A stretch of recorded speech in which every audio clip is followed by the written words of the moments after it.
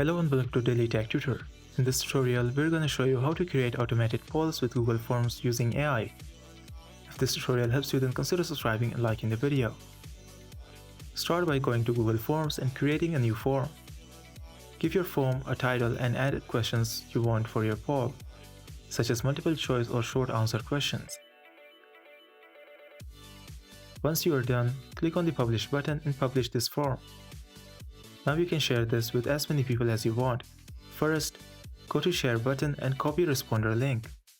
Share it with your audience via email, social media, or websites. As the responses start coming in, open the Responses tab in Google Forms to view them. You can export all responses to a Google Sheet by clicking the green Sheets icon.